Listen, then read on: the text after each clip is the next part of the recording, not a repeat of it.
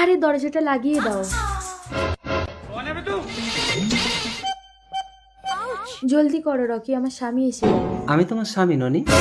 এ কি রাহুল, তুমি হঠাৎ কাজ থেকে বাড়িতে আসলে? তার মানে তুমি কি আমাকে পাহারা দিচ্ছ? না ননি, আজ তোমার জন্মদিন, তাই এই উপহারটা আমি তোমাকে দিতে এলাম। বিয়ের পর থেকে আমি তোমাকে কোনোদিন টাচ করতে দেইনি, অথচ আমি যাকে সবকিছু দিয়েছি সে আমাকে উইশ করলো না। আরে ও তো একটা চোর। দাঁড়াও রাহুল, কে এসছে আমি দেখছি। তুমি এখানে বসো, আজ আমি তোমাকে স্বামীর অধিকার দেব। কি ব্যাপার পুলিশ? এটা কি রাহুল মন্ডলের বাড়ি? হ্যাঁ, কেন, কি হয়েছে স্যার? এই মানিব্যাগটা কার? স্যার, এটা তো আমার স্বামীর মানিব্যাগ। আপনি আমার সাথে চলুন, আপনার স্বামী গাড়ি অ্যাক্সিডেন্টে মারা গেছে।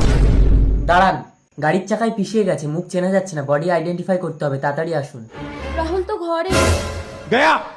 রাহুল, রাহুল, তার মানে ওটা রাহুলের আত্মা ছিল? তুমি আমাকে একবার পাপের প্রায়শ্চিত্ত করার সুযোগ দিলে না রাহুল। কি হয়েছে ননি? ভূত, এই তুমি আমাকে ছোবে না, সরে যাও। কি হলো? আমি তো বাথরুমে গেছিলাম। এই দেখো, তোমার বডি থেকে মানিব্যাগ পাওয়া গেছে। আমি যখন বাড়িতে এসেছিলাম আমার পকেট থেকে ওই চোরটা মানিব্যাগ চুরি করে নিয়ে পালিয়েছিল। তুমি মরে গেছো, মিথ্যে কথা। সত্যি কথা, ওই চোরটা ছিল আমার স্বামী। তোমার চক্করে পড়ে তোমার স্বামীর মানিব্যাগ নিয়ে পালাতে গিয়ে গাড়ির তলায় চাপা পড়ে মারা গেছে, তাই আমার স্বামীর মৃত্যুর জন্য তুমি দায়ী। You are under arrest. এই তুই আমাকে মারলি কেন? কারণ আমিও আমার স্ত্রীর সঙ্গে জেলে যেতে চাই। ছি ছি ছি রে ননি ছি।